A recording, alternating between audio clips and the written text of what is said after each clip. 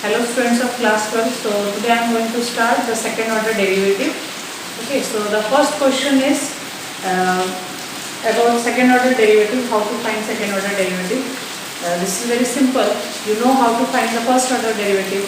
यानी कि first time हम डिफरेंशिएशन कैसे करते हैं, ऑलरेडी तुम लोग ये सीख चुके हो.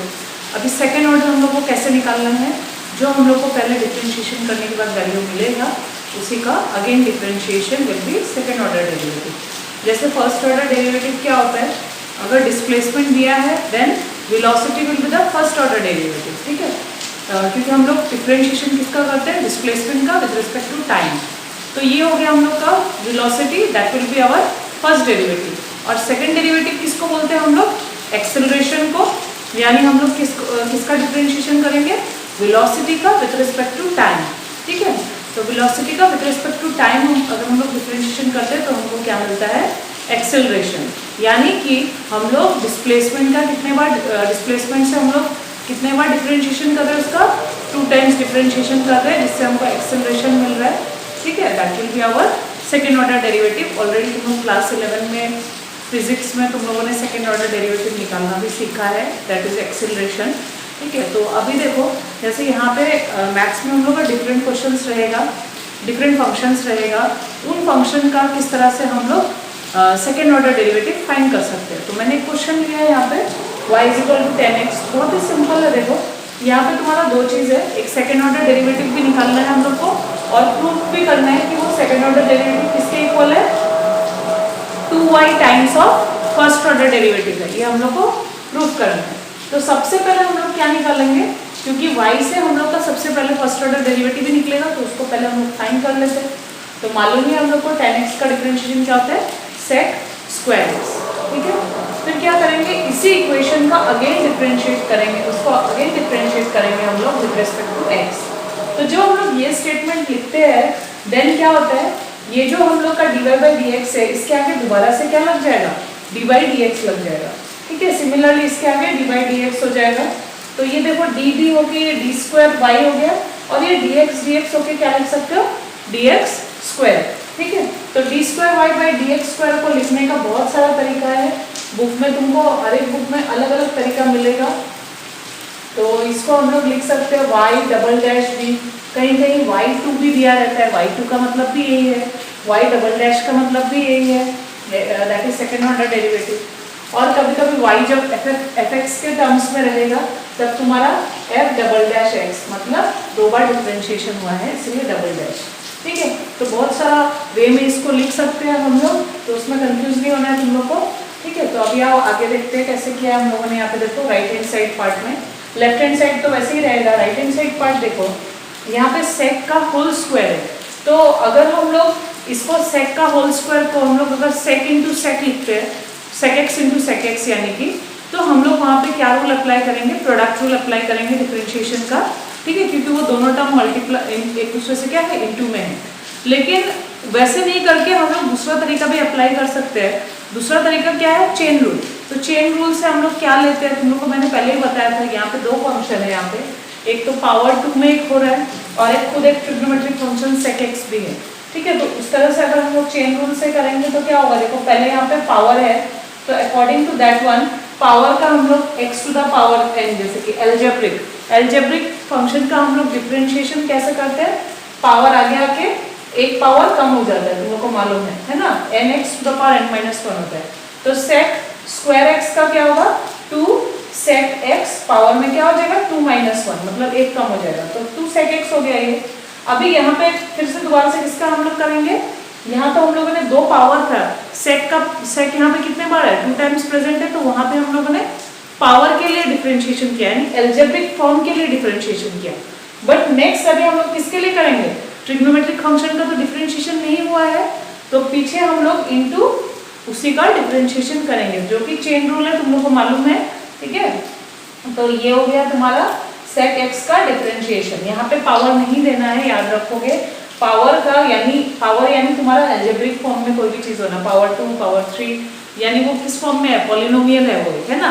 पॉलिनोमियल नहीं बोल के उसको एल्जेब्रिक क्यों बोला जा रहा है, देखो क्योंकि यहाँ पावर कुछ भी हो सकता है, 2 हो सकता है, 1/2 हो सकता है, -1/3 हो सकता है, कुछ भी हो सकता है.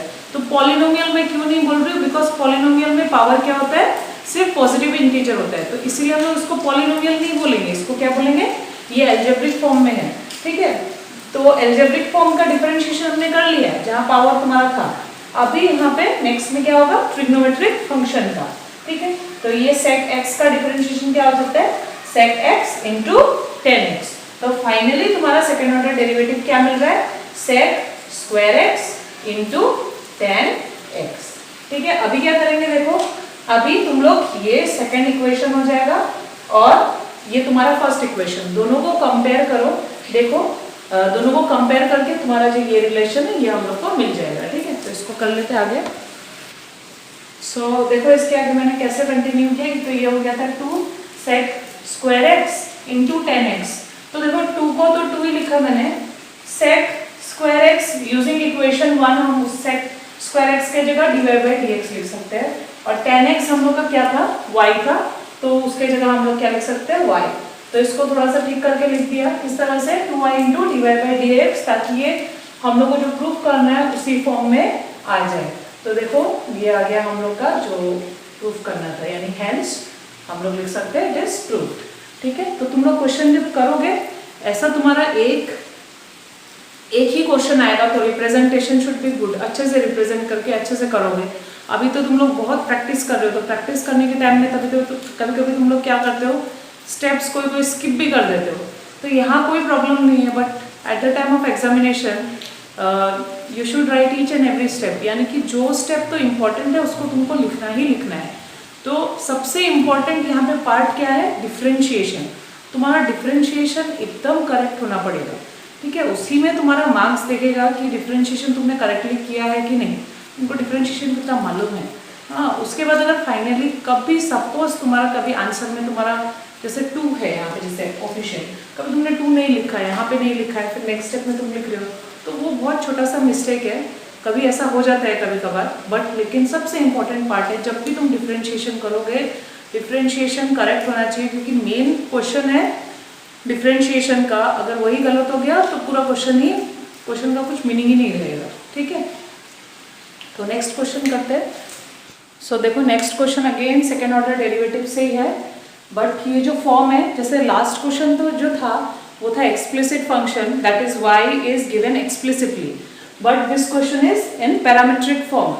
x और y अलग से दिया है, ऑलरेडी मैंने ये डिस्कस किया था लास्ट क्लास में, तो यहाँ पे हम लोग इसको बोल सकते हैं parametric form of differentiation.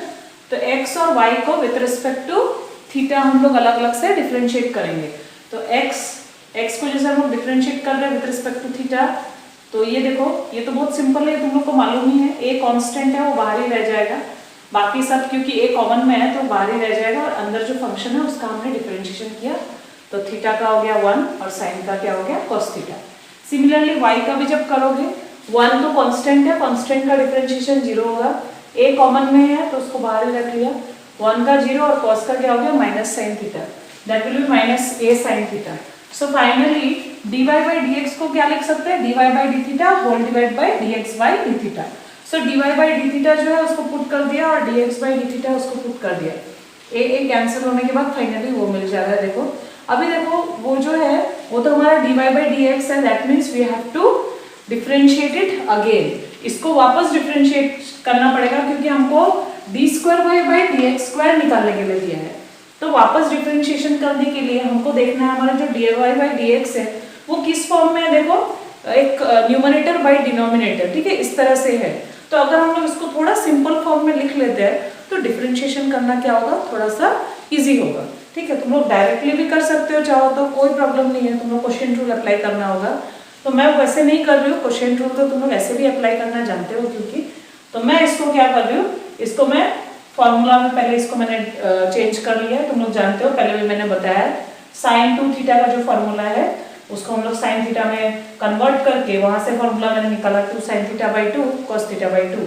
Similarly 1 minus cos theta, तो ये cos 2 थीटा का फॉर्मूला से मैंने बनाया 2 sin स्क्वायर थीटा बाई 2। तो यहाँ देखो 2 कैंसिल हो जा रहा है, साइन का एक टर्म इससे कैंसिल हो जाएगा, तो cos बाई साइन क्या आ जाएगा cot, तो माइनस cot थीटा बाई 2। देखो मैंने ऐसा किया क्योंकि ये इतना बड़ा से अच्छा है हम लोग cot का डिफरेंशिएशन कर ले, वो ज्यादा बेहतर रहेगा।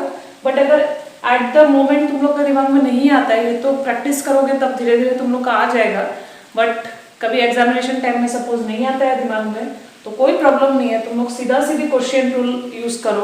क्वेश्चन रूल में तुम लोग साइन और कॉस का तुम लोग का सिंपल डिफरेंशिएशन है, साइन का कॉस होता है, कॉस का माइनस साइन होता है, तो उस तरह से इजीली कर सकते हो, ठीक है। तो नेक्स्ट हम किसका डिफरेंशिएशन करेंगे, dy बाई डी एक्स आ गया है माइनस कॉट थीटा बाई 2, अब इसका डिफरेंशिएट करेंगे, इसको करेंगे with respect to x। So next देखो dy बाई डी एक्स है minus cot theta by 2, again differentiating with respect to x, ठीक है। x का रिस्पेक्ट में वापस डिफरेंशिएशन कर रहे हैं तो कॉट का डिफरेंशिएशन होगा, ठीक है। लेकिन यहाँ देखो वेरिएबल सेम नहीं है, हमेशा ऐसा तुम्हारा आएगा ही आएगा, ठीक है, क्योंकि हम लोग x का रिस्पेक्ट में कर रहे हैं, बट यहाँ तो तुम्हारा ये वेरिएबल हमेशा थीटा या t के टर्म्स में ही रहेगा। सो आगे यहाँ पे कॉट थीटा बाई 2 का करने के लिए ये वेरिएबल को सेम करना, बैलेंस करने के लिए into D theta by D X. तो already D X by D theta हमको मिला था, कितना मिला था, D X by D theta ये हमको मिला था a1 माइनस कॉस थीटा, तो D theta by D X क्या होगा 1 बाई, है ना, उसका रेसिप्रोकल, तो ये आ गया। उसके बाद कॉट का differentiation minus cos x square theta by 2 होता है, ठीक है, कॉट थीटा बाई 2 का, तो माइनस माइनस क्या हो जाएगा प्लस, ठीक है, ये प्लस हो गया, तो इसको नहीं लिखने से भी होगा। इनटू देखो 1 बाई 2 क्यों लिखा है मैंने, क्योंकि यहाँ पे थीटा बाई 2 है, ठीक है, एंगल उसका डिफरेंशिएशन करेंगे तो थीटा का तो 1 हो जाएगा, तो ये 1 बाई 2 बच जाएगा, ठीक है। तो ये 1 बाई 2 आ गया यहाँ पे, तुम लोग अच्छे से करके देखना, चेन रूल यहाँ पे हो रहा है, अच्छे से करके देखोगे इजीली समझ में आ जाएगा। फिर ये फाइनली इसको थोड़ा सिंप्लीफाइड फॉर्म में ऐसे लिख सकते हैं, कोसेक को साइन के टर्म्स में लिख लिया। तो अभी क्या करेंगे, लास्ट में फाइनली थीटा के जगह में पाई बाई 2 पुट करेंगे, तो ये हो जाएगा साइन स्क्वायर पाई बाई 4 और ये हो जाएगा 1 माइनस कॉस 90 डिग्री। तो कॉस 0 डिग्री तो 1 होता है और कॉस 90 डिग्री क्या होता है, कॉस 90 डिग्री होता है तुम्हारा 0, तो 1 माइनस 0 ये 1 ही हो जाएगा, और यहाँ पे बचेगा तुम्हारा साइन स्क्वायर पाई बाई 4, तो साइन पाई बाई 4 क्या होता है 1 बाई रूट 2, तो 1 बाई रूट 2 का स्क्वायर हो जाएगा 1 बाई 2, तो ये इसका और जो डिनोमिनेटर का 2 है और इसका ये 2 है जो वो कैंसिल हो जाएगा, तो finally you will get 1 by A, तो आंसर क्या आ जाएगा तुम्हारा 1 बाई ए आ जाएगा, ठीक है। सो इसके आगे मैं नहीं करा रही हूँ, तो तुम लोग इसको पुट करके इसको कर लेना, ठीक है। सो नेक्स्ट मैं कुछ क्वेश्चंस दे रही हूँ, तुम लोग उसको करके देखना, उसके बाद हम लोग जाएंगे थ्योरम्स में, ठीक है। तो ये कुछ क्वेश्चंस है, जैसे y तुमको दिया हुआ है, तुमको शो करना है, जो उसमें फिर देखोगे सेकेंड ऑर्डर डेरिवेटिव है, तो फर्स्ट ऑफ ऑल y को यूज करके first order second order derivative दोनों फाइंड करने के बाद जो इक्वेशन है उसका लेफ्ट हैंड साइड में पुट कर देना, और राइट हैंड साइड में पार्ट में सब में तुम्हारा क्या है 0 है, तो तुमको वो सॉल्व कर करके 0 फाइंड करना है कि वो राइट हैंड साइड के इक्वल है, ठीक है। तो so next is what, Rolle's theorem. See Rolle's theorem में क्या है, पहले देखो डेफिनेशन उसका। If a function F of X, अगर एक function F of X number 1 क्या होना चाहिए, continuous in the closed interval a comma b। Second point क्या होना चाहिए, differentiable in the open interval a comma b। Third case क्या satisfy करना चाहिए, F of a is equal to F of b, then there exist at least one real number c, यानी कि अगर ये सब सेटिस्फाई करेगा तब क्या होगा, एक नंबर c एग्जिस्ट करेगा, किसके बीच में होना चाहिए वो नंबर, a कॉमा b के बीच में, यानी जो हम लोग ये इंटरवल ले रहे हैं इसके बीच में एक नंबर होना चाहिए, सच दैट उस पॉइंट में, उस c पॉइंट में क्या होना चाहिए, जो डिफरेंशिएशन है उस पॉइंट में डिफरेंशिएशन क्या आना चाहिए, 0 आना चाहिए।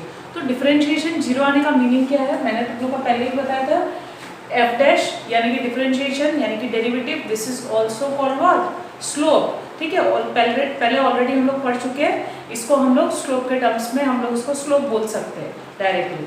तो स्लोप 0 है, स्लोप 0 कब होता है, कोई रोड का स्लोप 0 है तो वो रोड कैसा होगा, ऐसा सीधा होगा।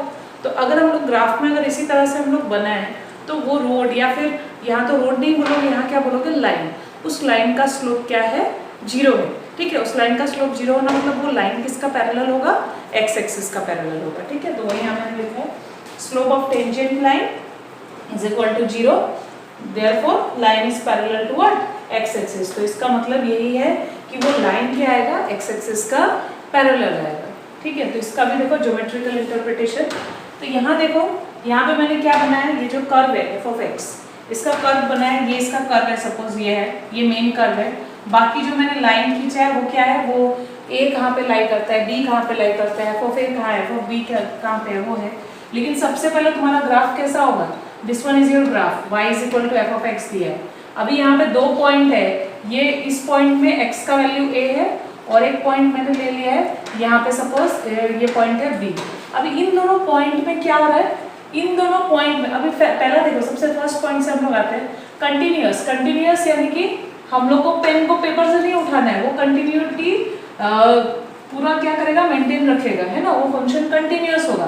तो कंटिन्यूअस के लिए मैंने तुम लोग को बताया था क्या क्या होना चाहिए, ठीक है, वो सब सेटिस्फाई होना चाहिए, तो कंटिन्यूअस होगा, ठीक है। तो ये जो इंटरवल है a, b, इसके बीच में पूरा ये फंक्शन क्या होना चाहिए, कंटिन्यूअस। तो देखो ये कंटिन्यूअस फंक्शन है और डिफरेंशिएबल भी है। और नेक्स्ट केस क्या है, सबसे important, F of A is equal to F of B. F of A मतलब क्या है, एफ ऑफ एक्स ही मतलब क्या है, उसका मतलब है वाई। तो वाई का वैल्यू दोनों सेम है, कहाँ पे सेम है, जब हम a पुट करें तब भी सेम आएगा, b पुट करेंगे तब भी सेम आएगा y का वैल्यू। यानी देखो इस पॉइंट में, ये पॉइंट इसलिए मुझे बराबर लेना पड़ रहा है क्योंकि इस पॉइंट में देखो y क्या है, सेम वैल्यू दे रहा है, देखो y का वैल्यू सेम है ना। इस पॉइंट में अगर हम लोग लाइन खींचेंगे तो देखो सेम वैल्यू है y का। तो यहाँ पे देखो इसी पॉइंट में क्या है, y का वैल्यू सेम है, that is F of A is equal to F of B, ठीक है। उसके बाद ये तो तुम लोग मालूम ही, ये एफ ऑफ ए ही हो जाएगा, इसका लेंथ एफ ऑफ बी हो जाएगा। ये x का वैल्यू यहाँ पे a है और यहाँ x का वैल्यू b है। तो नेक्स्ट क्या बोले, इसी के बीच में कहीं एक वैल्यू है c एग्जिस्ट करता है, उस पॉइंट में क्या हो रहा है, उस पॉइंट में ना स्लोप 0 हो रहा है। तो उस पॉइंट को हम लोग ने लिया, वहां पे हम लोगों ने क्या किया, एक टेंजेंट ड्रॉ कर रहे हैं और उस टेंजेंट का स्लोप क्या है, 0 है। तो टेंजेंट का स्लोप 0 होगा तो मैं c तो कहीं पे भी ले सकती थी, यहाँ पे भी ले सकती थी, बट अगर मैं यहाँ पे ले लूंगी c को तो क्या होगा, देखो ऐसा लाइन जाएगा, ऐसा जाएगा, तो हम लोग बोल नहीं सकते कि इस लाइन का स्लोप 0 है, ठीक है। लाइन का स्लोप 0 कब होगा, जब वो लाइन x एक्सिस का पैरेलल होगा। ऑलरेडी तुम लोग पढ़ चुके हो इस पॉइंट को, तो वो लाइन को मुझे x एक्सिस का, ये x एक्सिस है, x एक्सिस का पैरेलल ही रखना होगा। तो इस पर्टिकुलर पॉइंट में, कर्व में तो बहुत सारा पॉइंट है, लेकिन इस पर्टिकुलर पॉइंट में स्लोप क्या है, 0, ठीक है। क्वेश्चन किस तरह से आएगा देखो, ये एक तरह का तुम एप्लीकेशन पार्ट भी बोल सकते हो डिफरेंशिएशन का, ठीक है। तो क्वेश्चन कैसे आएगा, तुमको वेरीफाई करना होगा कि फंक्शन रोल्स थ्योरम किसी एक पर्टिकुलर इंटरवल में वेरीफाई हो रहा है कि नहीं, ठीक है। ऐसा क्वेश्चन आएगा, verify Rolle's theorem for the function, वो फंक्शन दिया होगा, इन द इंटरवल, वो इंटरवल दिया होगा, ठीक है। तो तुम लोग को वेरीफाई करना होगा उसको। तो आई होप समझ में आएगा तुम लोग को। यहाँ पे 2-3 पॉइंट है, लेकिन ध्यान देना है 2-3 पॉइंट को ही। देखो क्वेश्चन देखो, verify Rolle's theorem for the function this interval दिया है। तो फर्स्ट हम लोग को क्या देखना है, ये कंटिन्यूअस है कि नहीं।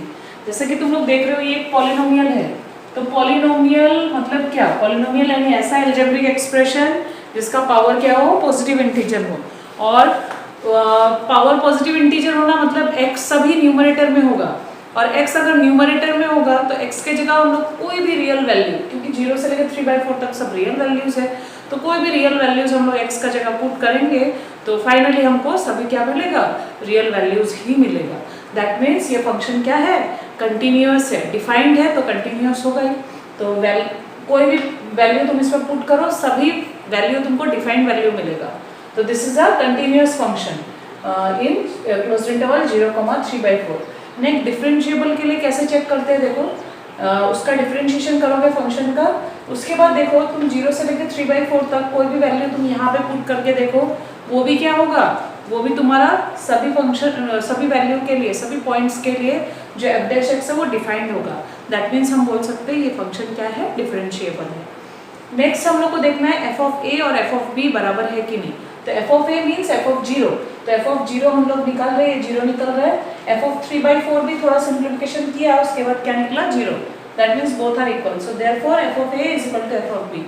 तो अभी हम लोग क्या लिख सकते हैं, therefore it satisfies all the conditions, then क्या था, देयर एग्जिस्ट अ सी, एक पॉइंट था सी जो कहाँ पे बिलोंग करता है, ओपन इंटरवल 0,3/4। याद रखो ओपन इंटरवल, क्लोज नहीं, ओपन इंटरवल में बिलोंग करता है, यानी 0 और 3/4 सी का वैल्यू नहीं होगा, कोई दूसरा वैल्यू होगा, जहाँ पे तुम्हारा f' यानी ये वैल्यू जो है वो क्या होगा, 0 होगा, ठीक है। तो इसके आगे करते हैं, तो देखो उसके बाद क्या लिखेंगे, therefore there exist c belongs to 0,3/4 such that f dash c is equal to 0।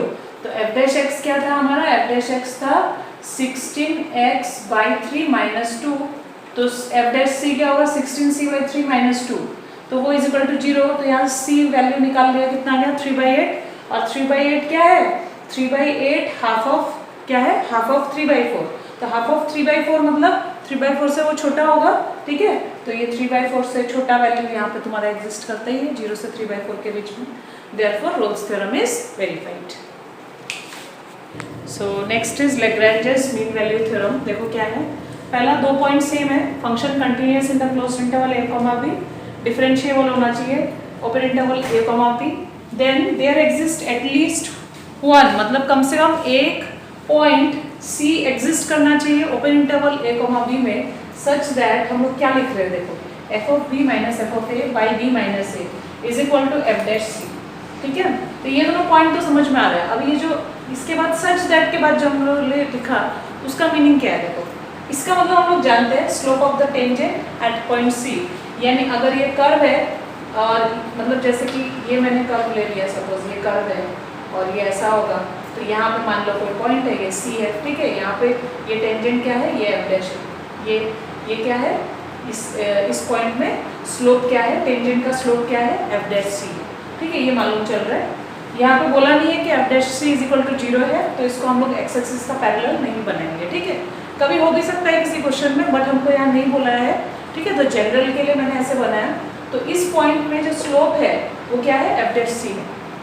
Next आओ इसमें, इसका मतलब क्या है, ये देखो ये b है, ये a है, तो a b तुम लोग को बोला ये c कहाँ बिलोंग करता है, a, b में, तो a यहाँ पे कहीं पॉइंट होगा, b यहाँ पे कहीं पॉइंट होगा, तो f ऑफ a कहाँ होगा, f of a and f of b already मालूम है। कर्व का इक्वेशन क्या है, y is equal to f of x। देखो अगर पहले का लिंक करके सोचोगे 9-10 में जो तुम लोगों ने स्ट्रेट लाइन में पढ़ा, उस तरीके से सोचोगे तो सिंपल हो जाएगा बहुत चीज़ को, हाँ बहुत सिंपल हो जाएगा ये। तो देखो यहाँ पे ये जो कर्व है ये y is equal to f of x है, तो at the point a function का वैल्यू क्या होगा, f ऑफ a होगा, है कि नहीं, ये f ऑफ a है। सिमिलरली b पे फंक्शन का वैल्यू क्या होगा, f ऑफ b होगा, तो मान लो f ऑफ b यहाँ पे कहीं पे, यहाँ पे ये भी नहीं बोला है कि f of a f of b का बराबर है, ठीक है, वो तो रोल्स थ्योरम में था। तो यहाँ पे हम लोग को क्या बोला है, लेकिन लेफ्ट हैंड साइड में क्या बोला है, f of b minus f of a by b minus a। अगर तुम अच्छे से देखो तो ये किसका कोऑर्डिनेट है, ये y का कोऑर्डिनेट है। तो अगर इसको हम लोग y2 ले लेते हैं और इसको y1 ले लेते हैं, तो y2 माइनस y1 हो गया, और नीचे ये ab क्या है, ये तो x का वैल्यूज है, तो इसको अगर x2 ले लेते हैं और इसको x1 ले लेते हैं, तो ये क्या है, देखो तुम लोग अच्छे से देखो, ये क्या है, slope of a line joining the 2 points x1, y1 and x2, y2। तो मैंने वही लिखा है नीचे, slope of the line joining a, f of a। तो a, f ऑफ a कौन सा पॉइंट है, ये है a, f ऑफ a, और ये पॉइंट क्या हो जाएगा, b, f ऑफ b। तो इस लाइन का जो स्लोप है वो ये वैल्यू है, ये पूरा, ठीक है, ये इसका स्लोप है इस लाइन का। ये दोनों ये पॉइंट से ये दोनों पॉइंट पर जोड़ के जो लाइन बन रहा है उसका स्लोप है ये, वो किसके इक्वल आना चाहिए, वो स्लोप ऑफ द टेंजेंट के इक्वल आना चाहिए। तो टेंजेंट का स्लोप और इसका स्लोप इक्वल होना मतलब क्या है, वो दोनों लाइन क्या होना, पैरेलल। दो लाइन पैरेलल है तभी क्या होता है, स्लोप सेम होता है। यानी यहाँ पे सिंपल सा बात है, टेंजेंट लाइन और ये जो सीकेंट लाइन है, सीकेंट बोल सकते हो इसको, कर्व को 2 पॉइंट में टच कर रहा है, so this is secant line, और यू कैन से क्वाड, ठीक है। तो क्वाड का जो स्लोप है और टेंजेंट का स्लोप है वो बराबर होगा, मतलब both the line should be parallel in case of Lagrange mean value theorem. तो ये तुम्हारा सेटिस्फाई करना चाहिए। ये दोनों तुम्हारा सेटिस्फाई करने के बाद ये थर्ड वाला पॉइंट तुमको फाइंड करना है, यानी फाइनली तुमको C निकालना है, ठीक है। तो ये था लैग्रेंज मीन वैल्यू थ्योरम। तो तुम लोग क्या करना, सिमिलरली तुम लोग क्वेश्चन इससे भी करके देखना, सेम करना है तुम लोग को जैसे मैंने मीन वैल्यू थ्योरम में बताया। पहले देखोगे फंक्शन कंटिन्यूअस है कि नहीं, उसके बाद देखोगे डिफरेंशिएबल है कि नहीं, ठीक है। तो उसके बाद तुम लोग क्या फाइंड करोगे, f डैश x फाइंड करने के बाद f डैश c को किसके बराबर कर दोगे, f of b, f of a निकालोगे, b माइनस a। तो ये जो तुम लोग निकालोगे ये एक्सप्रेशन को किसके इक्वल कर देना, f डैश c का इक्वल कर देना, जिससे तुम्हारा c का वैल्यू निकल जाएगा, ठीक है। तो आज के लिए होगा इतना ही। तो मैंने तुम लोग को डिफरेंशिएशन बता दिया। अभी तुम लोग का काम है, तुम लोग बुक से जितना हो सके क्वेश्चन प्रैक्टिस करो, ठीक है। कोई भी डाउट होता है, कोई भी दिक्कत होता है, तुम लोग पूछ सकते हो, ठीक है। और नेक्स्ट क्लास में मैं तो एप्लीकेशन स्टार्ट करूँगी, बट एप्लीकेशन में भी जो जो पार्ट में पहले पढ़ा चुकी हूँ उसको थोड़ा बहुत मैं ब्रीफली बता के जाऊँगी, बिकॉज अभी तुम लोग का सेकेंड पार्ट भी है। सेकेंड पार्ट में भी जैसे डिफरेंशिएशन का काफ़ी सारा चैप्टर है, डिफरेंशिएशन इंटीग्रेशन जो रिलेटेड, मतलब उसका बहुत सारा चैप्टर है। अभी 3 चैप्टर तुम लोग का और भी है डिफरेंशिएशन इंटीग्रेशन से रिलेटेड, तो वो पार्ट को भी ख़त्म करना है। उसके बाद तुम्हारा वेक्टर, वो सब चैप्टर भी है। तो तुम लोग जितना हो सके प्रैक्टिस करो इसको, ठीक है। होगा आज के लिए तब।